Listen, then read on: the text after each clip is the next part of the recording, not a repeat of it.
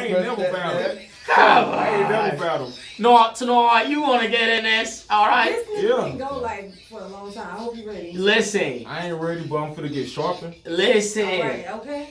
Let him brush his skills up. Listen. Don't teach me how to freestyle. Listen. Hey, you gotta help me polish up my singing. My singing be bubbling.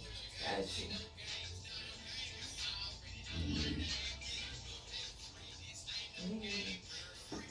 Are you gonna use this mic? Nah. Bet. We're out here. Bricks. It's a lot of that. Whole lot of Brick Squad. Hey, Pinky. SYDDs. So that you know, keep smiling like it's All Might. I'm an anime guy. I don't care if you don't like it. I'm in the interview. Hey, look. I don't know if you guys don't know this. Yeah. But this dude is dope as hell. I want you to know that. Doper. Doper. I put the ER, hard ER. This is the time when the hard ER is a good thing. Usually it's not with the hard ER. We know what that means, you know what I'm saying? Yeah.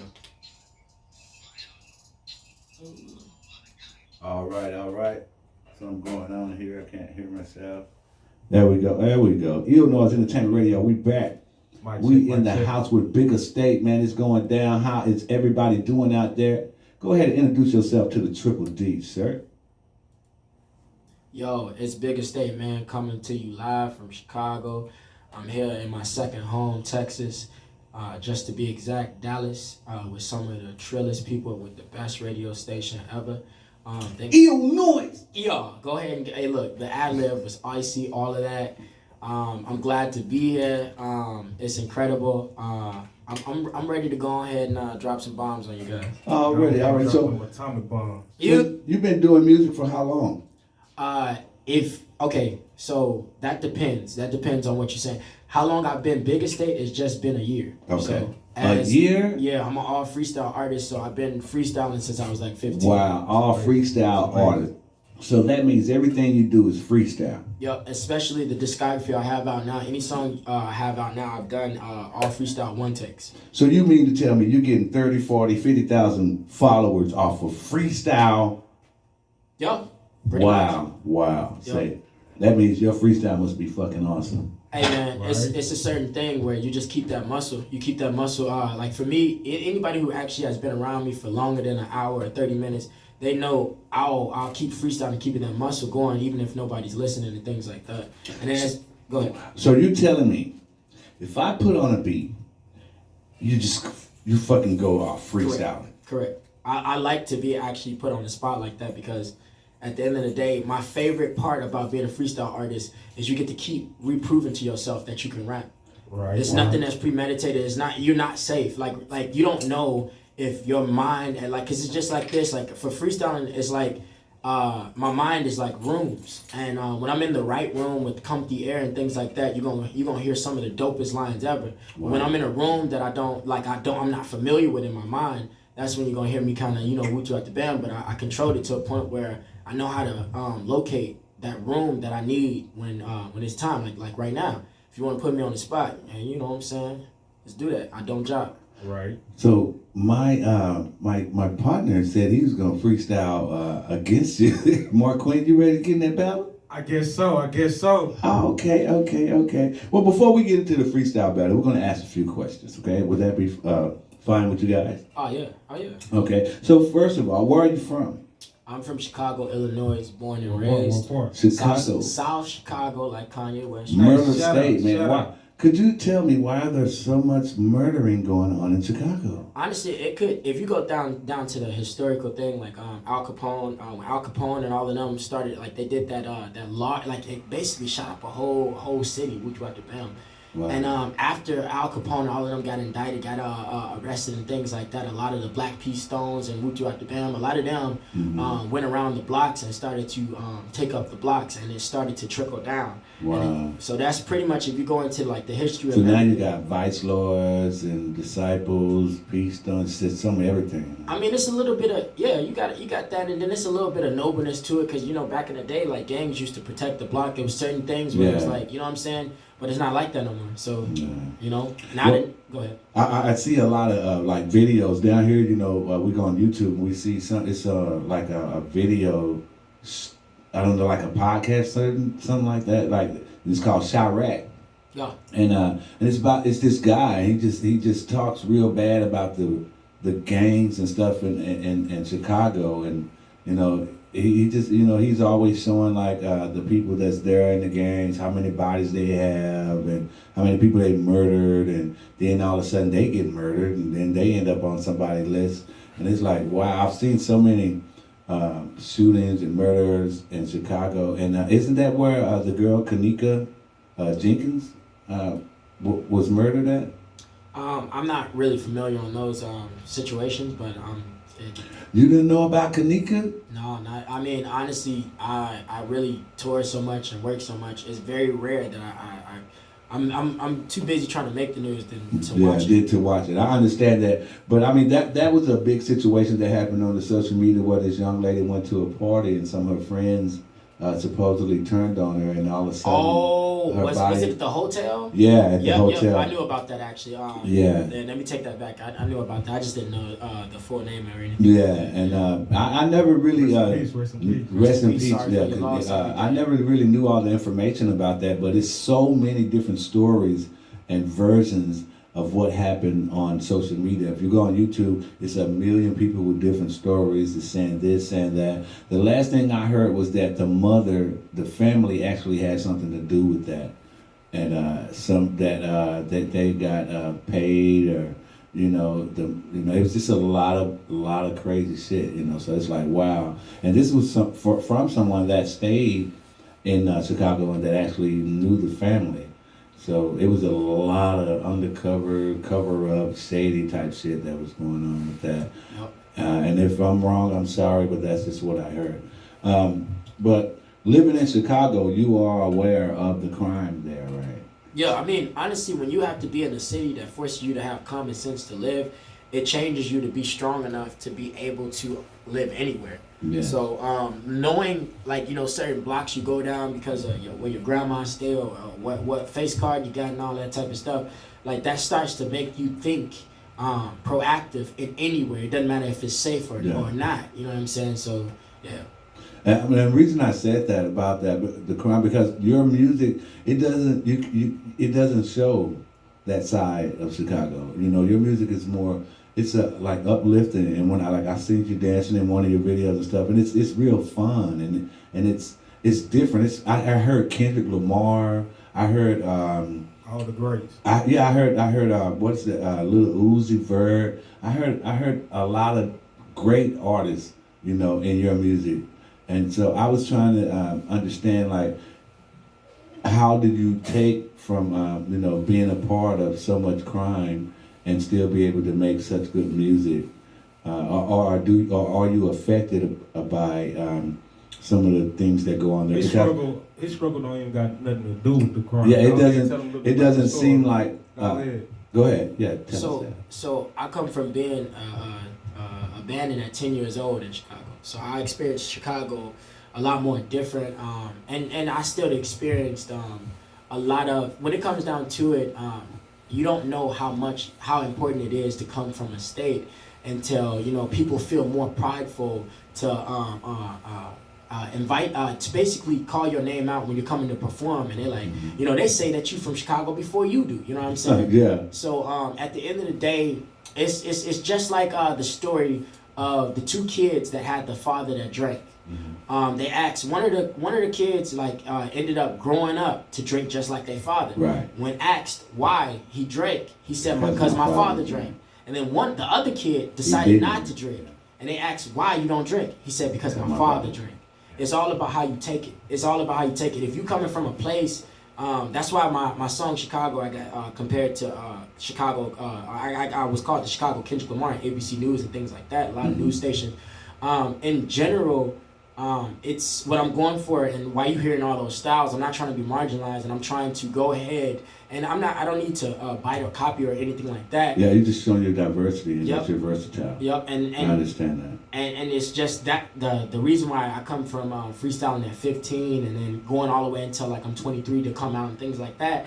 I don't like to approach something that I truly appreciate or truly love with false or weak effort. So I wanted to get all those dynamics. I wanted to get the Earl Sweatshirt dynamic. I wanted to figure out not just who these artists are. I was never a consumer. I was always revising songs. So at the end of the day, I always knew that I was going to be this plethora of many different styles, because I don't want to be marginalized. I don't want you to be like, oh, he's Ace Hood, he's gonna do, like, if you could take my verse and put it to like 12 or 8 beats, the different beats of different songs, and they sound the same, I'm obviously not using all of my creativity. So, and then a lot of my music was rushed. I had to make 2 EPs in an hour. I had to deal with a lot of racist engineers and stuff like that. So my music that's out, I don't even like it as much because of the time and energy that I had to, like, I'm just now starting to, just because I started to blow up and things like that, I'm just now starting to have synergy with a lot of the engineers and being able to actually do music the way I want to do. That's why a lot of my music don't even have no ad-libs, because I didn't even have time to learn the aptitude of ad-libs or even put ad-libs on them, because even if I paid for 6 hours of studio time, these other people in the state would beef and woo out the bam and make sure that they know the guy, they know the engineer, so they make sure I wouldn't be able to record. So it's basically just all after, like, I'm here to prove to music that I love it the most, and not in comparison to no one else, but in each day, in each dedication, I am pushing towards that new frontier of that, and hearing that new intuition to making music better. I'm not here to impress someone off of accolades or off of where I'm from or anything like that. I'm here to, like, prove to people that I do music. I really mean and also not just doing music, but having something behind why I do it. I'm gonna have an activist clothing brand. I'm gonna be going to a lot of these places and having clothing brands that's about stopping gun violence. I'm gonna perform places that other artists won't perform because they don't feel that they're safe. Right. At the end of the day, it's all about the structure of what you value. That even though I'm coming from a city where there's so much negativity, everybody can say that. There's people that come over here. I just came from a No Deal conference, and the man is from South Sudan, all right? And he literally funded the whole No Deal. Brought people like Mitchell Bailey, who's passed up Eminem 2 times on the iTunes charts. All just, and it's people that's coming for the love. They're not even coming to be paid for the show. That and this is, and the speakers there. I get to speak about my life and things like that. You have these people that they don't have an excuse, so you shouldn't make one either. Where I'm from, there's not no excuse, as in to keep all the negativity prevalent. So at the end of the day, music is this thing that is so beautiful. It does that thing. It does that thing where it makes you forget. It makes you forget that it's a lot of, that's why a lot of these concerts are so crazy up in Chicago, because it gets these people to forget that my cousin just got murdered in Woodrow Alabama. I've experienced enough of my friends murdered enough to fill up a classroom. And that's not, so I don't boast on that. My brother is in jail. And those homies that he was supposed to be cool with, that was supposed to be his best friends, there's nothing on his books. There's nobody caring about the real things that matter. And I can go ahead and take the cloud off all the danger and the negativity and try to piggyback off of that and make money off of that. Or I can make a different perspective of the other kids that's coming up that maybe feel like me. Exactly. That's great, brother, that you said those things, because the most of the stuff that we see here is a lot of negativity, and I'm sure in other towns that they go, they see a lot of negativity about Dallas, and we want to change the stereotypes. That's what I was saying about when I see your music and I listen to your music, I don't see any of those things that we're normally confronted with, and they try to throw that type of stuff in our face to make us feel like, well, you're supporting these people or you listen to that and look how they act and look what they're doing. And so that's one of the reasons that I give you big ups, because I see that you're not like what they're trying to portray us to be. And your music doesn't sound like what they're trying to make us be. And so big ups to you and everything you do. Thank you, continue to just put smiles on people's faces, man, and continue to bless us with your voice in this music, man. So if you could work with anybody in the music industry, who would you work with? Big Daddy Kane, Black Thought, Sauce Walker, Toby Lou, Drake, Kendrick Lamar, J. Cole. I'd work with Jid. I'd work with Made in Tokyo. What else? I'd work with honestly, man. Lil Baby, definitely Lil Baby, the baby, you know. Already, he's hot right now. He's on Oh fire. man, like honestly, I feel like the baby is where Lil Wayne was when he dropped the Carter 3, and you know when he was saying he's the best rapper alive and stuff like that. Wow. He has the baby is now the second coming of Lil Wayne. I feel. So like. what do you think about NBA YoungBoy? I don't really have too much to say about NBA YoungBoy. Just the factor of I respect the any artist that's coming up, and you know like. Not like when you're an artist that is only subjected to a certain range of a crowd, and you blow up and you have so like I have people that you shouldn't be listening to NBA YoungBoy. You from the suburbs, you drop the bam that can recite every word. They can recite every word. So I salute to people who can break through markets where it's like, bro, you in a cul-de-sac right now. You feel me? Yeah. And you started on the block. So Yeah. salute. You know. Already. So what would you say to the next artist that's coming up that's inspiring to be like yourself? I would tell you to keep, just like what I said at No Deal, keep these 5 mantras with you. Always develop your will, passion, manifest destiny, habitual force, and processing. And with that being said, your will in this game is everything. You are self-implementing yourself into a reality that you would want better. So, and then your passion is the natural deterrent to misery. So this game is gonna make you really, really sad. You're gonna have people that they didn't see the Drakes come up, so they're not gonna believe in you, and you gotta accept that. You gotta accept that there's gonna be a lot of people that are not gonna be with you that you started out with, and you gotta keep that passion up of loving and just realizing why you do this.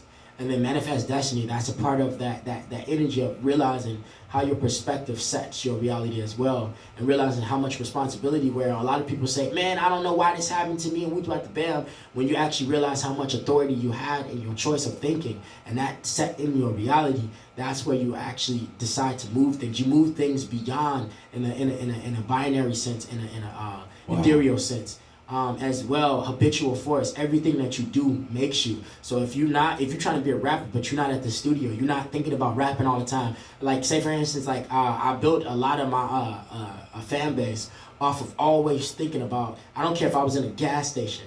If you're not looking at 1 million views and you don't think it starts with 1 million handshakes, you're looking at it wrong. So what that means is put that habit in every time. And you want people to know about you. I casually figure out different promotion tactics. When you're in a gas station, you know, man, check out this new artist, Biggest Day. We throughout the bill. You just got another fan. If you got 1,000 fans and they buy $100, that's $100,000. You understand? Right. So you need to be able to keep that habitual force to making those fans. And in processing, you got to enjoy what you're going through. Enjoy the fact, you enjoy the nose.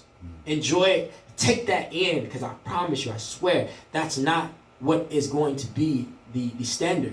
You're not going to stay there. So take in how it feels to when you get your first 100 players on SoundCloud.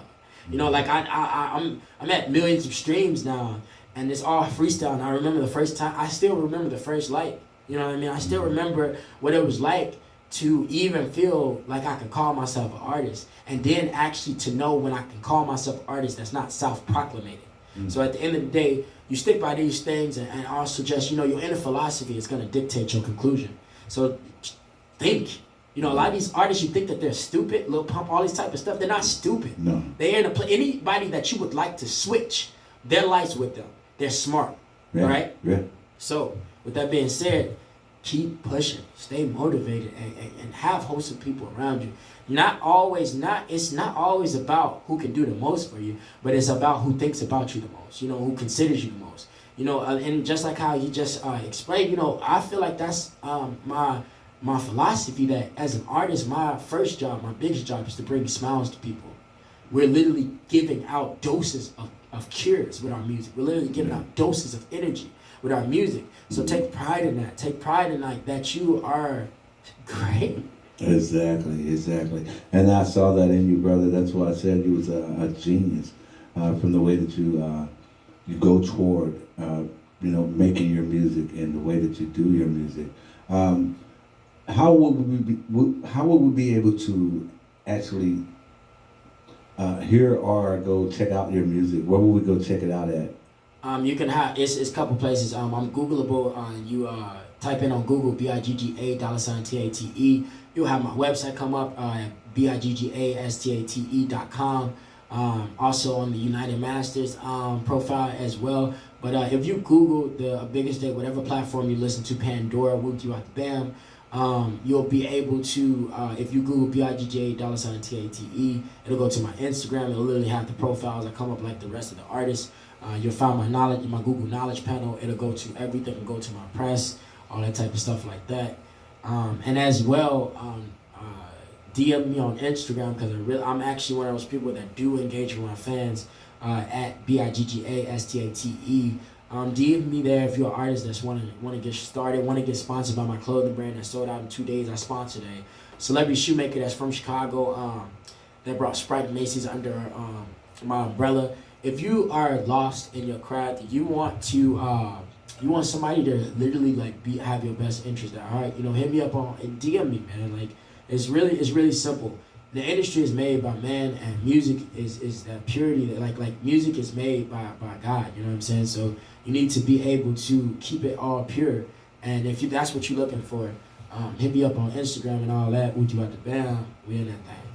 Alright, well, you heard it here from the horse's mouth, man, right here on Illinois Entertainment. I want to ask you one more thing. What would you say to the next up-and-coming artist who strives to be like yourself? What would you say to the next young guy? Dare to dream. Don't be like everybody else. It's gonna feel uncomfortable going on a route nobody has ever trailblazed before, and you just gotta realize you're not gonna get any confirmations if you are a new thing. So you have to be okay and uncomfort. You have to be okay with opening yourself to being more than what is examples to make you feel safe. It's okay to not know if it's gonna work. That's the fun part. Like you see, like E40, like a lot of people wasn't messing with him, but then he became the E40. There'd never be another E40. You feel me? So it's like at the end of the day, if you're a different breed like myself, take pride in that. And finish that. Just stick to that goal to the end. All right. You like to give out any shots to anyone? I like to shout out Rita, my favorite singer, that baby girl, I love her. I like to shout out V from Bagels and Shade, Draper and Frank. We got the tour going on, Veronica Vega. I'd like to shout out all the venues. You know what? I like to shout out all the venues that booked me when I wasn't bookable. Alright? Because that's why I come to y'all even when I'm at this status and things like that, and I try to come and bring more customers and all that type of stuff like that. Shout out to all the venues that was rocking with me that felt my story and felt like, all right, I'm gonna give this kid a chance. And shout out to my instructor of martial arts. Without you, I wouldn't have been able to feel like I had a choice after everything that happened in my life. Shout out my homie Josh, DePriest Pope. Without y'all, like real talk, I wouldn't be here. A lot of people don't know what y'all do behind the scenes, but you know how I feel about it. I love y'all, man, and shout out to Illinois Radio. Shout out Illinois. You know what's going on. It's going down, man. You know what I'm talking about? All the way from Chi-Town, man. Everybody gets Illinois messed up with Illinois, but I tell them it's Illinois. But all the way from Chicago, it's my boy, Big Estate, and we doing big things here in the Triple D, man. You're a part of the family now, so be sure to keep us posted on what you got going on, man. And anytime you're in the Triple D, holler at us here at Illinois Radio. You know I'm pulling up. Already. Now back to the music. Illinois. Let's do it, man.